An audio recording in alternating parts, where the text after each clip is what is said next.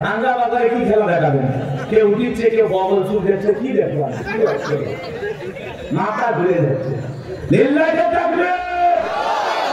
শোনেন বাজার, লম্বা ঘটনা লম্বা করার সুযোগ নাই। আল্লাহ নবী জেলখানায়, তার ৭০,০০০ উম্মত জেলখানায়। দিন দিয়ে কথাগুলো বুঝবেন। ২-৩ মিনিটে ঘটনাটা বলে সামনে যাওয়ার একটা আয়াত আছে, সেটা একটু ভালো লাগবে। দিন দিয়ে কথাগুলো বোঝার চেষ্টা করবেন। এইবার আল্লাহ নবী সাল্লাল্লাহু আলাইহি বলে, ও আমার উম্মতেরা, কই গেল তোমাদের ভালো থাকার দিন? কই গেল টাকা পয়সার অহংকার? কই গেল দাম্ভিকতা? আজকে তো ঠিকই জালেম শাসক খারিজে গেছে, জেলখানায় বন্দী করেছে। এখন বলো তোমাদের কেমন লাগছে? উম্মতেরা ডেকে বলে, পয়গম্বর লজ্জা দিবেন না? আপনার কথাটা দিবালোকের মতো সত্য হবে। কোরআনের ফাঁকে আল্লামা সাইদি হুজুর বলেছিল, ১২ কোটিতে গাছের গোড়া নাড়া দেবে, মামুবাড়ি দিল্লি গিয়ে পড়বে। আজকে আল্লামা সাইদি হুজুর বেঁচে থাকলে বুঝতে পারতো তার ভবিষ্যৎবাণীটা সত্যই হয়েছে। পৃথিবীর কোন দেশে যায় নাই, ঠিক দিল্লিতে যায় হেলিকপ্টার আটকে গেছে। কি বলেন ভাই? ওনারা আল্লাহওয়ালা ছিল, ওনাদের দোয়া কবুল হয়। কি বলে? সাইদি হুজুর বিদায় নিয়েছে, ১ বছর পার হয়নি, ১ বছর পার হওয়ার আগে পতন ঘটেছে। কি কথা সত্য? শহীদের রক্ত বৃথা যেতে পারে না।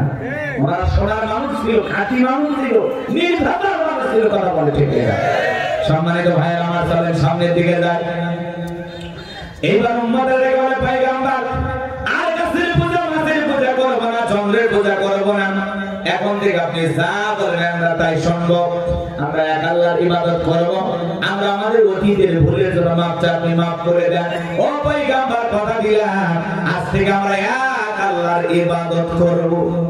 পয়গম্বরের কাছে যখন তারা ওয়াদাবদ্ধ হলেন, আল্লাহ নবী দাঁড়িয়ে দেখে বলেন, রাত্রি ১২টার পরে আমি যখন আল্লাহ বলে ডাক দেব, আমার সঙ্গে তোমরা সবাই ঘুম থেকে জাগ্রত হয়ে আল্লাহ বলে ডাক দিবা। আর বলে বোঝার চেষ্টা করবেন বাজান, আল্লাহর পয়গম্বর রাত ১২টার পরে আল্লাহ বলে ডাক দিয়েছে। ৭০,০০০ উম্মত আল্লাহ বলে ডাক দিয়েছেন। ঘুম থেকে সবাই জাগ্রত হয়ে চিন্তায় ঢুকে পড়লেন। কাকতি মিনতি সহকারে আল্লাহ নবী দাঁড়িয়ে চোখের পানি ছেড়ে দিয়ে দোয়া করতে লাগলেন, আল্লাহ আমার উম্মতেরা ভুল করেছে, তারা নিজেদের ভুল বুঝতে পেরেছে। আল্লাহ আপনি আমার উম্মতকে মাফ করে দেন। এখন থেকে তারা একমাত্র আপনার ইবাদত করবে। আল্লাহ আপনি আমাদেরকে মাফ করে দেন। কাকতি মিনতি সহকারে দোয়া করতে লাগলেন। আল্লাহ তাআলা ডেকে বলে, পয়গম্বর আর কান্না করতে হবে না, আমি আল্লাহ তাআলা দোয়া মঞ্জুর করে নিলাম। ওয়াসির জালিমের জেলখানা থেকে মুক্ত করার ব্যবস্থা করে দেব। বলুন আল্লাহু আকবার। এইবার ওই রাত্রিতে আল্লাহ রাব্বুল আলামিন জালেম বাদশা বুকতেনাসরকে এমন একটা মারাত্মক ভয়ঙ্কর স্বপ্ন দেখাইছে। স্বপ্ন দেখে চিৎকার মেরে উঠছে। নিরাপত্তা কর্মী যারা আছে, সিকিউরিটি যারা দায়িত্ব পালন করতেছিল, দৌড়ে এসে বলে, নেতা এত জোরে গভীর রাত্রে চিৎকার মেরে উঠলেন, কারণটা কি? বলে, চেহারা দেখে বোঝো না আমি আতঙ্কে আছি, ভয় আছি। আমি একটা মারাত্মক স্বপ্ন দেখেছি। আগামীকাল সকালবেলার মধ্যে এই দেশের যত স্বপ্নের তাবির কারো কাছে স্বপ্নের ব্যাখ্যা বলতে পারে, ওদেরকে দরবারে নিয়ে আসো। পরের দিন সকালবেলা সমস্ত স্বপ্নের তাবির কারকদের দরবারে নিয়ে আসা হলো। হাজার হাজার স্বপ্নের তাবির কারক যারা স্বপ্নের ব্যাখ্যা বলতে পারে, এদের সামনে যখন জালেম বাদশা বুকতেনাসর স্বপ্নের কথা বলতে যাবে, ওই মুহূর্তে আল্লাহ রাব্বুল আলামিন সমস্ত স্বপ্নের কথাগুলো নিয়ে যায়, বাদশার মাথার সমস্ত স্বপ্নের কথাগুলো নিয়ে যায় আল্লাহ নবী দানের সালামের মাথাটা মেমোরিতে সেভ করে দিলেন। বলুন আল্লাহু আকবার। এইবার জালেম বাদশা যখন স্বপ্নের কথা বলতে যায়, গতকাল রাতে কি যেন স্বপ্ন দেখলাম আর বলতে পারে না। স্বপ্নের কথা ভুলিয়ে দিলেন তিনি কে? এই ক্ষমতা আল্লাহ আছে না? একটা মোবাইলে যা আছে শেয়ারের মাধ্যমে আরেকটা মোবাইলে পার করা যায় না। এই বুদ্ধি যদি তোমার আমার মাথায় থাকে, আর একজন মানুষের মাথার মধ্যে স্বপ্নের যে কথাগুলো আছে, বাদশার মাথার স্বপ্নের কথা পয়গম্বরের মাথা মেমোরিতে সেভ করার ক্ষমতা আল্লাহর আছে না? আছে না? নাই? বাদশা স্বপ্নের কথা গিয়েছে, ভুলে গেছে। এইবার মুহূর্তের মধ্যে ডায়লগ পরিবর্তন করে বলতেছে, গতকাল রাতে স্বপ্নে কি দেখেছি, স্বপ্নের কথাও তোমাদেরকে বলতে হবে, স্বপ্নের ব্যাখ্যাও তোমাদেরকে বলতে হবে। জনগণ ডেকে বলে, বাদশা তো পাগলামি কথা, স্বপ্ন দেখেছেন আপনি, আমরা কিভাবে বলবো? বাদশা কি স্বপ্ন দেখেছে দেশের জনগণ জানে। কথা বলেন না ভাই? বাচ্চার কথা বাদ দেন, আপনাদের স্বামী স্ত্রী এক খাটে ঘুমান, আপনার বউ স্বপ্নে কি দেখে আপনি কি জানেন? আপনার বউ আপনাকে স্বপ্নে আপনাকে বাদ দেওয়ার একটা ছেলের হাত ধরে জামালপুর শহরে ঘোরাফেরা করতেছে, নতুন একটা 3D স্ক্রিনে ঘুরতেছে, আপনি যদি টের পাইবেন কি করতেন? কথা ভালোবাসা শেয়ার করেন, মানে আপনার বউ যার সাথে ইচ্ছে ঘুরুক, আপনার কোনো আপত্তি নাই। আমার বউ অন্য আর একটা পুরুষের সাথে ঘুরবে আর আমি মেনে নেব, আমি পুরুষ না কার পুরুষ? বউ আমার আর অন্য কোনার সাথে ঘুরবে মানে মানা যাবে? কথা বলে মানা যাবে? তার মানে আপনার বউ স্বপ্নে কি দেখে আপনি জানেন না, আর আপনি যদি স্বপ্নে আপনার বউকে বাদ দিয়া আর একটা নারীর হাত ধরে জামালপুরের কোন পার্কে ঘোরাঘুরি করেন, কথাকে বোঝেন না, তারে মুখে ফুচকা তুলে খাওয়াইতেছেন, আপনার বউ যদি টের পাইতো কি করতো?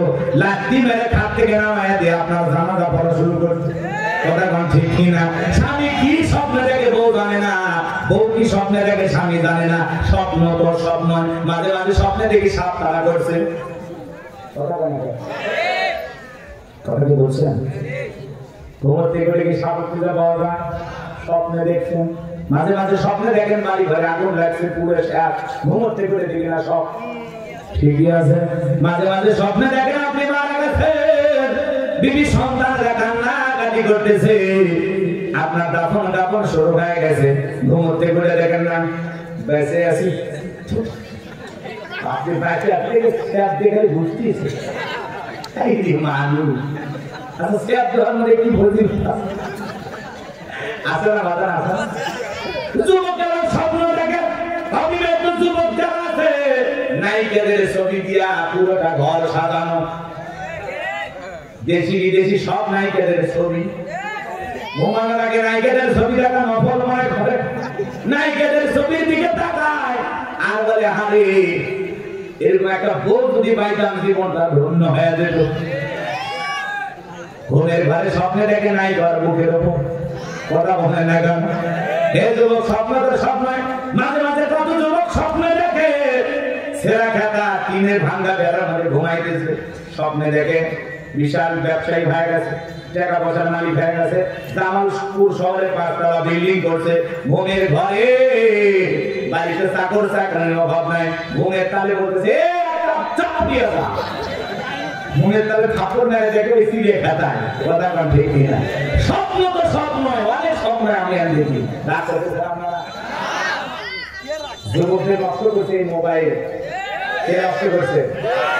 এই মোবাইলে উল্টা পাল্টা ভিডিও দেখে যুবকদের চরিত্র নষ্ট হয়ে গেছে।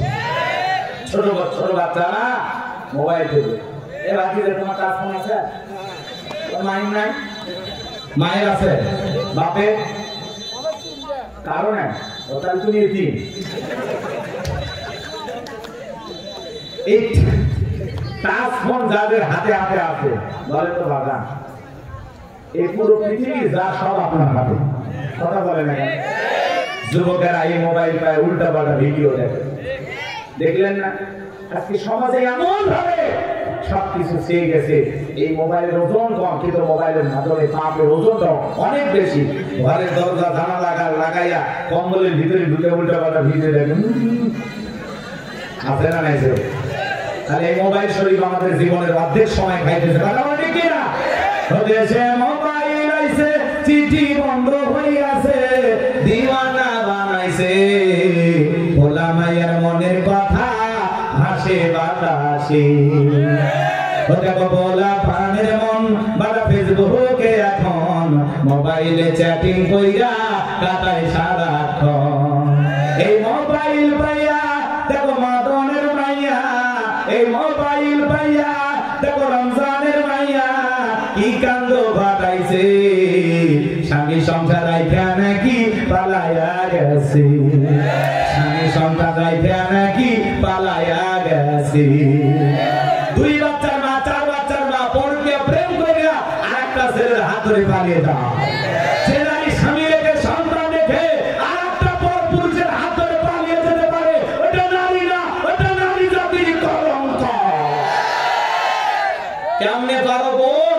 ও মা কেমনে পারলা স্বামী রেখে সন্তান রেখা আরেকটা একটা পরপুরুষের হাত ধরতে কেমনে পারো?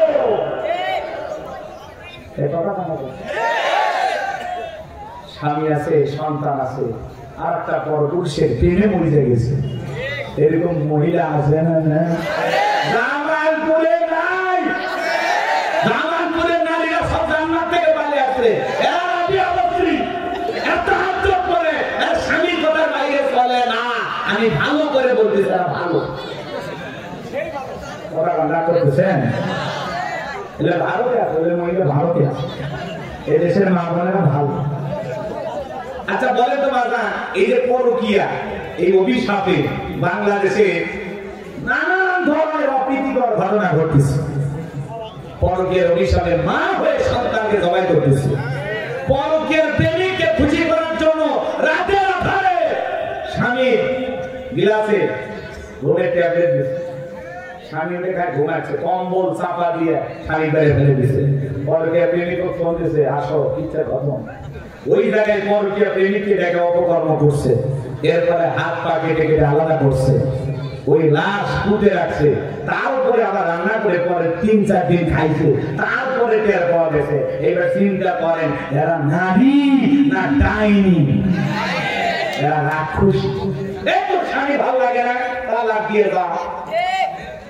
তো রুকে রাখি গরম, তালাক দিয়ে দাও। কথা না, পরকীয়ার বইতে হাজার হাজার মানুষ 2-3টা বাচ্চা না পরকীয়ার প্রেমে হাবুডুবু উঠে গেছে। ও নিজেও জানে না যে কত বড় পাপের কাজে জড়িয়ে গেছে। কথা বলে ঠিক? আহা মা, ও বোন, কেমনে পারো না? তো ধীরে নসিবে যে স্বামী জুটে গেছে, একটু কষ্ট করে হলে মাইনা না। আপনাদের তো অনেক ধৈর্য মা, আপনাদের এরকম হয়ে গেলেন কেন? কথা বলেন। যুবক তোমাদেরকে বলছি, যুবক তোমাকে বলছি, আচ্ছা তোমার স্ত্রীর সাথে যদি কেউ পরকীয়া প্রেম করে মেনে নেবা? কথা বলে, অনেকে ভালোবাসা শেয়ার করবে, মেনে নেবেন? আপনার মায়ের সাথে কেউ পরকীয়া প্রেম করলে মানবেন? আপনার বোনের সাথে? তার মানে কি বুঝাইলেন? যে হুজুর আমার স্ত্রীর সাথে কেউ পরকীয়া প্রেম করলে মানবো না, আমার মা বোনের সাথে কেউ পরকীয়া প্রেম করলে মানবো না। আপনি যার সাথে পরকীয়া প্রেম করতেছেন, ওইটাও তো কারো না কারো স্ত্রী, কারো না কারো মা, কারো না কারো মেয়ে। কথা বলে, কত গরিব মেয়ে আছে বিয়ে দিতে পারে না, যাও ওই গরিব মেয়েটা, সুন্দরী মেয়েটা বিয়ে করো, আল্লাহ খুশি হবে।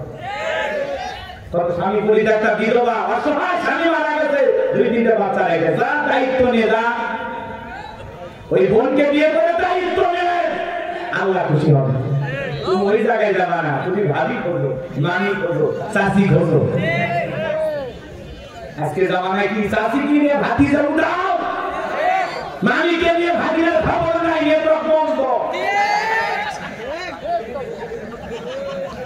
এগুলো সমাজে ঘটতেছে না? দেখো ভাবিকে উঠাও।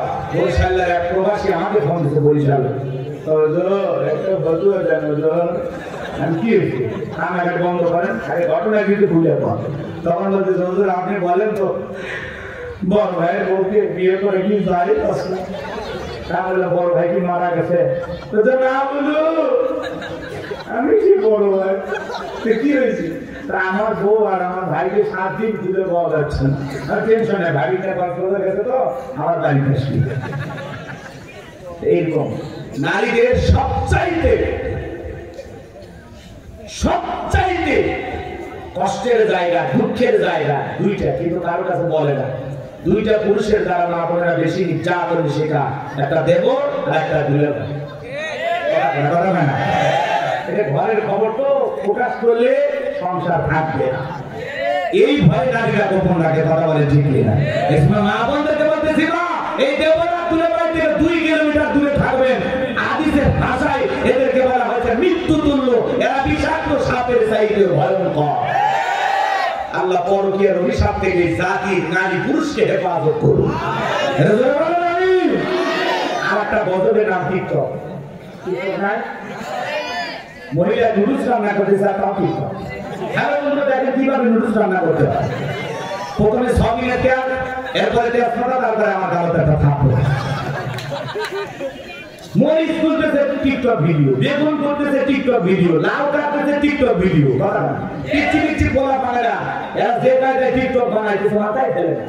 যে কায়দায় এদেশে টিকটক ভিডিও নামে অশ্লীলতা নোংরামি চলতেছে, আমি চিন্তা করি আর যে কায়দায় যেখানে সেখানে লাইভ শুরু করছে, না জানি কোন দিন বাসর ঘরে লাইভ শুরু করে। কথা পাচ্ছে ওদেশে টিকটক আসিয়া সব গেল ভাসিয়া, সিদ্দিক সোরা নায়ক হইছে আইডি খুলিয়া, হিরো আলম নায়ক হইছে আইডি খুলিয়া। হিরো আলম ছিলেন না কয়েকদিন আগে ভোগ তালাতে দুধ দিয়ে গোসল করছে করছে। দেখো বলা পানের মন বাট ফেসবুকে এখন মোবাইলে চ্যাটিং কইরা কাটায় সারাক্ষণ। সারা রাত জেগে মোবাইলে চ্যাটিং করে, আছে না? ওদেশে টিকটক আসিয়া সব গেল বাসিয়া, সিদ্দিক সোরা নায়ক হইছে আইডি খুলিয়া। এই মোবাইলে কি জাদু আছে ভাই, পোলা পান বুঝাছে, পড়ালেখা তুইলা রাখছে সব তো মাগাছে। এখন আর পড়াশোনা নাই, অধিকাংশ বাচ্চা ফেল করতেছে। কথা বলেন ঠিক কিনা? এজন্য যুবক এখনো সময় আছে, ফেসবুক বাদ দিয়ে পড়া টেবিলে চলে যাও। আল্লাহ যুবকের হেদায়েত দান করেন, জোরে বলেন আমিন। কি কথা বলছিলাম ভুলে গেছেন মনে হয়। বাদশাহ এবার দেখে বলেন আমি স্বপ্নে কি দেখেছি, স্বপ্নের ব্যাখ্যা কি হবে দুইটাই তোমাদেরকে বলতে হবে। জনগণ একবার আমাদের পক্ষে বলা সম্ভব নয়। বাদশাহ দেখে বলে কেন তোমরা নাকি গায়েব জানো? বলেন তো বাজান আল্লাহ ছাড়া দুনিয়ার কেউ কি গায়েব জানে? এইবার বাদশার কথা শোনার পরে তারা বলছে বাদশাহ এইভাবে বলবেন না। বাদশাহ এবার রাগান্বিত হয়ে বলে 7 দিনের আলটিমেটাম দিলাম, 7 দিনের মধ্যে আমি স্বপ্নে কি দেখেছি, স্বপ্নের ব্যাখ্যা কি হবে দুইটাই বলা লাগবে, না হলে আমি তোমাদেরকে ফাঁসিতে চড়াবো, শুলি দিয়ে মারবো। বাদশাহ কি স্বপ্নে দেখেছি একটু জানার দরকার আছে। তারা শুনবেন, একটু হাত তুলে দেখান লিল্লাহি তাকবীর। আছে কিনা জানি না, বাবা একটু অপেক্ষা করেন। আরেকটা একটি কালিমা তিলাওয়াত করেছি, মনে আছে না নাই? আল্লাহ রাব্বুল আলামিন বলেন আল্লাযী খালাকাল মাউতা ওয়াল হায়াতা লিয়াবলুয়াকুম আইয়ুকুম আহসানু আমালা ওয়া হুয়াল আজিজুল গফুর।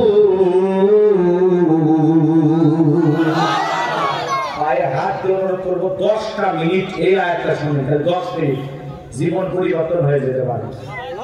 10 মিনিট আল্লাহ রাব্বুল আলামিন বলেন আল্লাযী খালাকাল মাউতা ওয়াল হায়াতা লিয়াবলুয়াকুম আইয়ুকুম আহসানু আমালা। আল্লাহ রাব্বুল আলামিন বলেন আল্লাযী খালাকাল মাউতা ওয়াল হায়াতা, যিনি সৃষ্টি করেছেন মৃত্যু আর জীবন, লিয়াবলুয়াকুম আইয়ুকুম আহসানু আমালা। আল্লাহ রাব্বুল আলামিন বলেন আমি পরীক্ষা করে দেখব আমলের দিকে কার আমল কত বেশি উত্তম, কার আমল কত বেশি সুন্দর। যার আমল ভালো তার আখিরাত ভালো, যার আমল খারাপ তার আখিরাত হয়ে যাবে বরবাদ। আয়াতের শুরুতে আল্লাহ কি বলেন? আল্লাযী খালাকাল মাউতা ওয়াল হায়াতা। সর্বপ্রথম আল্লাহ মৃত্যুর কথা বলেন, যিনি সৃষ্টি করেছেন মৃত্যু আর জীবন।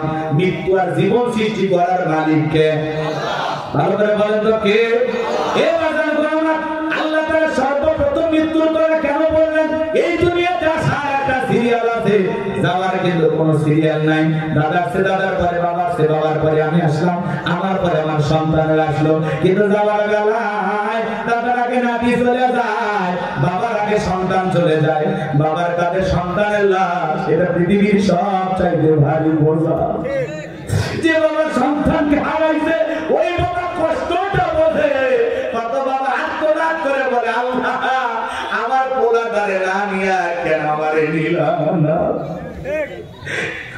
আমার ভাইয়েরা, কত প্রবাসী ভাইয়েরা বিদেশে যায় ইনকাম করার জন্য লাশের প্যাকেট হয়ে বাংলাদেশে চলে আসে। ওই বাবা জানে কত কষ্ট। আমার ভাইয়েরা, একটা মানুষ দুনিয়াতে আসবে 9-10 মাস আগে খবর পাওয়া যায়, কিন্তু একটা মানুষ বিদায় নেবে 9 সেকেন্ড আগেও জানি না কার কখন কোথায় মৃত্যু হবে। কুল্লু নাফসিন যায়িকাতুল মাউত, প্রত্যেক প্রাণীকে মৃত্যুর স্বাদ গ্রহণ করা লাগবে।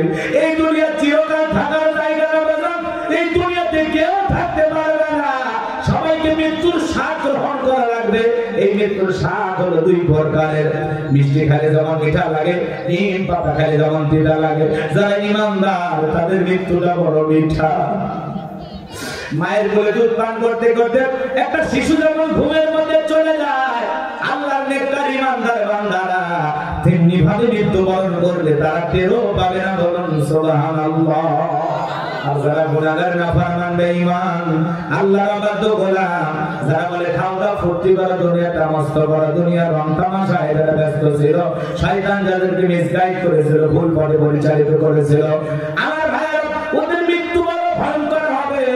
পায়ের গোড়া থেকে শরীর গোড়ালি পর্যন্ত রুটা ছড়াছড়ি করবে, পেশাব পায়খানা করে দেবে। কত মানুষ দেখেন না মৃত্যুর সময় গালি দিতে দিতে মারা যায়। কত মানুষ দেখেন না মৃত্যুর জায়গা থেকে জবানটা বন্ধ হয়ে যায়। সন্তানরা শরবত বানাইয়া চামচটা মুখের মধ্যে তুলে দেয়, খাবার শক্তি থাকে না, কালসি বেয়ে বেয়ে পড়ে যায়। এবার আমার কার কখন মৃত্যু হবে সকালে না সন্ধ্যায় আমরা কেউ জানি না। এখনই যদি মৃত্যু হয় ফজরের নামাজ পড়ে মুয়াজ্জিন ঘোষণা করবে গ্রামের ও ব্যক্তি বেঁচে নাই, ইন্না লিল্লাহি ওয়া ইন্না ইলাইহি রাজিউন। ছেলেটাকে বলবে বাবা নাই, মেয়েটাকে বলবে বাবা নাই, স্ত্রী কান্না করে বলবে যাবে না, পাড়া প্রতিবেশী আত্মীয় স্বজন সবাই আসবে আপনাকে আমাকে শেষ বিদায় দেওয়ার জন্য। দেখে রঙের পোশাক খুইলা বড়ই পাতার গরম পানি দিয়ে গোসল করাইয়া আতর চুরওয়ালা ভাইয়া চকলেটের মতো সাদা কাপড়ে জনমের মতো মোড়াইয়া মসজিদের কাটিয়াতে দুইলা চারজন বরযাত্রী দইরা ওই কবরস্থানে নিয়ে যাবে। বাজানে গোলাম কবরে লাশটা রাখার সময় তিনজন মানুষ কবরে নামবে, মনে হবে এরাই সাথী, কিন্তু না না, কবরের রাস্তা রেখে কেবলামুখী করি না, এক রেখে সবাই যখন উঠে আসবে ওই কবরের রাস্তা রাখার পর দুটো গাছ একটু দেখা যায়, পাশের বিছানা যখন বিছায়া দেবে ছিদ্র করে দিয়ে হালকা একটু আলো কবরের ভিতরে প্রবেশ করবে। এরপরে যখন কবরে মাটি চাপা দেবে কবরটা হয়ে যাবে ঘর অন্ধকার, ডানে মাটি বামে মাটি, মাটির হবে বিছানা, অপরেতে পাশের ছাউনি, কবর নাম তার ঠিকানা। কবর বড় কঠিন জায়গা। আমার নবী বলেন যে কবরে চলে গেল তার চাইতে অসহায় আর কেউ নাই। বিশ্ব নবী বলেছেন ওয়ালা ক্বালা রাসূলুল্লাহ সাল্লাল্লাহু আলাইহি ওয়াসাল্লাম ইন্নামাল কুবুরু রাউদাতুম মিন রিয়াদিল জান্নাহ আও হুফরাতুম মিন হুফারিন নার, রাওয়াহু তিরমিজি। বিশ্ব নবী থেকে বলেন যে ব্যক্তির আমল ভালো, মৃত্যুর সঙ্গে সঙ্গে আল্লাহ রাব্বুল আলামিন তার কবরটাকে জান্নাতের বাগান বানিয়ে দিবেন। বলুন সুবহানাল্লাহ। আর যে ব্যক্তির আমল খারাপ আও হুফরাতুম মিন হুফারিন নার, তার কবরটা হয়ে যাবে জাহান্নামের আগুনের গর্ত। একবার যদি কারো কবর জাহান্নামের আগুনের গর্ত হয়ে যায় বাঁচার কিন্তু কোনো উপায় নাই। নবীজি আমার এক জায়গায় বসা, আসমান থেকে জিবরাইল আসলেন, ডেকে বলে নবী এই মুহূর্তে একটা আওয়াজ হলো, আপনি কি শুনতে পাইছেন? আমার নবী বলে হ্যাঁ আমি শুনতে পেয়েছি। জিবরাইল বলে নবী আজ থেকে 70 বছর আগে জাহান্নামের গর্তের মুখে আল্লাহ একটা পাথর ছেড়ে দিয়েছে, এই মাত্র জাহান্নামের তলদেশে পাথরটা পৌঁছাইলো। ও জামালের বাবাজিরা চিন্তা করেন বাজার, একটা পাথর ছেড়ে দিলে 70 বছর যদি সময় লাগে জাহান্নামের তলদেশে পৌঁছাইতে, চিন্তা করুন। আল্লাহ না করুক, আল্লাহ না করুক, আপনার আমার গুনাহের কারণে অপরাধের কারণে আসমান জমিনের মালিক আল্লাহ বেজার হইয়া একবার যদি জাহান্নামের আগুনের গর্তে ফেলে দেয় বাঁচার কিন্তু কোনো উপায় নাই। দুনিয়ার আগুনের চাইতে জাহান্নামের আগুনের পাওয়ার 70 গুণ বেশি। জাহান্নাম বড় কঠিন। আল্লাহ রাব্বুল আলামিন বলেন ইন্নাহা সাআত মুস্তাকাররা ওয়া মুকামা, নিশ্চয় আবাসস্থল হিসাবে, বসতির জায়গা হিসাবে ওই জাহান্নাম কতটা নিকৃষ্টতম একটা স্থান। জাহান্নাম সুখের জায়গা না, ওইটা হলো যন্ত্রণার কারখানা। ওই জাহান্নামের আগুনে যারা জ্বলবে বাজার দেখে ভিতরে যখন জাহান্নামের আগুন লাগবে কলিজাটা পুরো ছাই হয়ে যাবে। জাহান্নামের চিৎকারে আসমান জমিন ভেঙে পড়বে। জাহান্নামে আলোচনা তুই করলে 2-3 ঘন্টা করা যায়, এত সময় আমার হাতে নাই। কবরে যাওয়ার আগে নেক আমল করে যাওয়া লাগবে বাজান। কবর বড় ভয়ঙ্কর জায়গা, কঠিন জায়গা। আল্লাহ রাব্বুল আলামিন বলেন ফামাই আমাল মিসকালা যারাতিন খায়রান ইয়ারা ওয়া মাই আমাল মিসকালা যারাতিন শাররান ইয়ারা। বান্দারে তুমি যদি যারা পরিমাণ অনু পরিমাণে নেক আমল করো, ওইটাও তোমার আমলনামায় লিপিবদ্ধ করা হবে। তুমি যদি যারা পরিমাণ অনু পরিমাণে বড় আমল করো, ওইটাও তোমার আমলনামায় লিপিবদ্ধ করা হবে। আর যারা গুনাহী একবার অন্তর তার কবরে যাবে, ওই কবরে ডানে মাটি বামে চলে যাবে, বামে মাটি ডানে চলে যাবে। এমন জোরে সাপ দেবে বাজার, এক পাথরের আরো পাথরে ঢুকে যাবে। কবরে থাকা অন্ধ ফেরেশতা চোখে দেখে না, কানে শোনে না, আতুরিতে হাত করবে, দেহটা চূর্ণ বিচ্ছিন্ন হয়ে যাবে।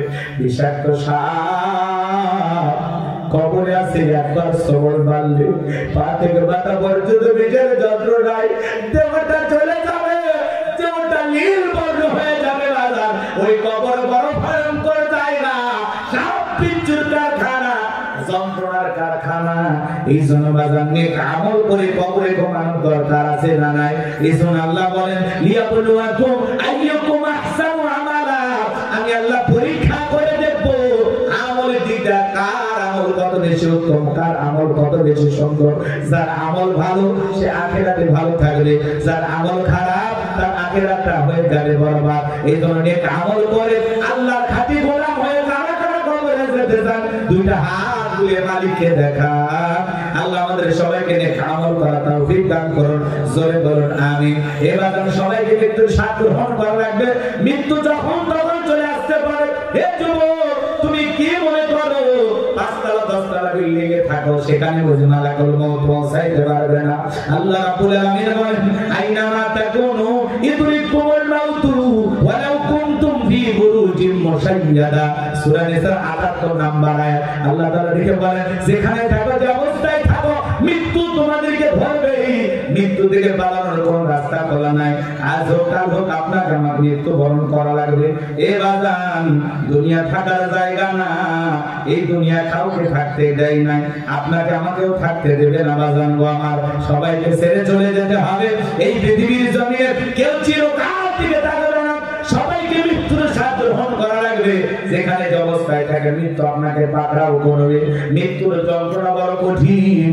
আল্লাহ নবী ইদ্রিস আলাইহিস সালামকে জিজ্ঞাসা করা হয়েছিল, ও আল্লাহ নবী ইদ্রিস, আপনার কাছে মৃত্যুর যন্ত্রণা কেমন মনে হয়েছে? আল্লাহর পয়গম্বর ইদ্রিস আলাইহিস সালাম দেখে বলেন, জ্যান্ত ছাগলের গা থেকে চামড়া খসাইয়ে ছাগলের যেমন কষ্ট হয়, মৃত্যুর যন্ত্রণা আমার কাছে তেমনি কষ্টকর মনে হয়। আল্লাহ নবী যখন অসুস্থ বাজান, ইন্তিকালের পূর্বে মুহূর্তে আপনার আমার নবী অসুস্থ, আসমান থেকে জিবরাইল আসলেন, নবীকে সালাম দিলেন, আসসালামু আলাইকুম ইয়া রাসূলুল্লাহ ইয়া হাবিবাল্লাহ হুজুর। আল্লাহ তাআলা আপনার শরীরের অবস্থাটা জানতে চান। নবী আমার দেখে বলেন, আল্লাহ জানার পরে জানতে চায়, ও জিবরাইল বলে দাও আমি আগের চাইতে অনেকটা সুস্থ আছি। কিছুক্ষণ পরে আবার জিবরাইল আসলেন, নবীকে ডেকে বলেন, নবী আজকে আসমান থেকে আমি একা আসি নাই, আমার সাথে আরেকজন ফেরেশতা এসেছেন, যার নাম হলো মালাকুল মউত। দুনিয়ার কারো বাড়িতে ঢোকার পারমিশন লাগে না নবী, আপনার অনুমতির অপেক্ষায় দাঁড়িয়ে আছে। নবীজি অনুমতি দিলেন, মালাকুল মউত প্রবেশ করলেন। ফাতেমা হাউ হাউ করে কান্নাকাটি করে। ফাতেমার চোখের পানি নবী সহ্য করতে পারলেন না, দেখে বলে, মা ফাতেমা আয় আয় মা, আমার কাছে আয়, তোর কানটা আমার মুখের কাছে লাগায় দে মা। হযরতে ফাতেমা রাদিয়াল্লাহু তাআলা যখন বিশ্ব নবীর মুখের কাছে কানটা লাগায় দিলেন, নবী কি যেন বললেন, হযরতে ফাতেমার কান্না বন্ধ হয়ে গেল। আম্মা জান আয়েশা দেখে বলে, মা ফাতেমা তোমার বাবা কি এমন বলেছে মা, যার কারণে তোমার কান্না বন্ধ হয়ে গেল? হযরত ফাতেমা ডেকে বলে, মা আমার আব্বা জান আমাকে বলেছেন বাবার ইন্তেকালের পরে সর্বপ্রথম বাবার সাথে আমার সাক্ষাৎ হবে। বুঝতে পেরেছি মা, বাবার ইন্তেকালের পরে বেশি দিন দুনিয়ার জমিনে বেঁচে থাকা লাগবে না। মালাকুল মউত ডেকে বলে, নবী ও নবী, আপনি যদি অনুমতি দেন তাহলে আপনার রূহটা আমি বের করব। আপনি অনুমতি না দিলে আমার আল্লাহ বলেছেন যতদিন মনে চায় আমার বন্ধু ততদিন দুনিয়ায় থাকবে। নবী ফিরে যাওয়ার আদেশ আল্লাহ তাআলা আমাকে দিয়েছেন। আপনি বলেন এখন কি করবেন? নবী রেখে বলে মালাকুল মউত আর কি কোনদিন আসবে না। আজরাইল বলে নবী যেহেতু জীবন আছে আপনার, মৃত্যুর স্বাদ আপনাকে একদিন ভোগ করতে হবে। জীবন আছে যার, একদিন মৃত্যু হবে তার। সকল ধর্মের মানুষেরা বিশ্বাস করে মৃত্যু হবে, এটা চিরন্তন সত্য কথা। বেঁচে আছি এটাই অস্বাভাবিক, মৃত্যু হবে এটাই স্বাভাবিক। সবাইকে মারা যাওয়া লাগবে বাবা। আমার নবী যখন অনুমতি দিলেন মালাকুল মউত আর আসতে হবে না, তুমি তোমার দায়িত্ব পালন করতে পারো। মালাকুল মউত যখন বিশ্ব নবীর ঘোড়া বের করার জন্য নবীর বুকের উপরে হাত রেখে দিয়েছে, নবী আমার আঁচলে চোখের পানি ছেড়ে দিয়ে কান্না করতে লাগলেন। চোখ দিয়ে দিয়ে পানিগুলো পড়তেছে। আমার নবী দেখে বলে মালাকুল মউত আজরাইল রে আর সহ্য করতে পারি না, তাড়াতাড়ি করে আমার বুকের উপর থেকে হাতটা নামায়া দাও। মালাকুল মউত হাত বুক থেকে জড়ায় নিলেন। আমার নবী বলে আজরাইল এই যদি হয় মৃত্যুর যন্ত্রণা আমার উম্মতেরা সহ্য করতে পারবে না। কেমন দয়ার নবী পাইছি বাজার, মৃত্যুর আগে উম্মতের কথা বলেন আল্লাহু আকবার। নবী দেখে বলে মালাকুল মউত কথা দাও আমার উম্মতকে তুমি কষ্ট দিবা না। মালাকুল মউত দেখে বলে নবী বিশ্বাস করেন নবী এই পৃথিবীর সবচাইতে কম কষ্ট দিয়া আপনার রূহটা বের করার আমি চেষ্টা করতেছি। আমার আল্লাহ বারবার বলেছেন মালাকুল মউত রে জীবনে কোনদিন আমি তোকে কোনো কিছু বলি নাই। আজকে আমার একটা মানুষের কাছে যাবি যে মানুষটাকে আমি আল্লাহ বড় বেশি ভালোবাসি। আমার বন্ধুর রূহটা বের করার সময় আমার বন্ধুর জন্য কষ্ট না হয়। বিশ্বাস করেন নবী জীবনের সবচেয়ে বেশি সতর্কতা অবলম্বন করে আপনার রূহটা বের করার জন্য আমি চেষ্টা করতেছি। আমার নবী বলে এই যদি হয় মৃত্যুর সবচাইতে কম কষ্ট আমার উম্মতের সহ্য করতে পারবে না। কথাটি মালাকুল মউত আমার উম্মতের কষ্ট দিবি না। মালাকুল মউত ডেকে বলে নবী আপনার রেখে যাওয়া আদর্শ মোতাবেক যারা চলবে, আল্লাহর বিধান মোতাবেক যারা চলবে, ওই আপনার সুন্নাহ মোতাবেক যারা চলবে, কথা দিলাম গো নবী যারা হেদায়েতের পথে পরিচালিত হবে, মুমিন মুত্তাকি হবে, আল্লাহর প্রিয় গোলাম হবে, তাদের রূহটা বের করার সময় ইনসান করব যাতে তাদের কম কষ্ট হয়। নবীজির রূহটা বের করার জন্য আবার যখন দ্বিতীয়বার হাত রেখে দিলেন নবীজি আবার ওয়াজরে চোখের পানি ছেড়ে দিয়ে কান্না করেন। আর দেখে বলে মালাকুল মউত রে আর সহ্য হয় না, তাড়াতাড়ি হাত নামায়া দে, আমি নবী আর সইতে পারি না।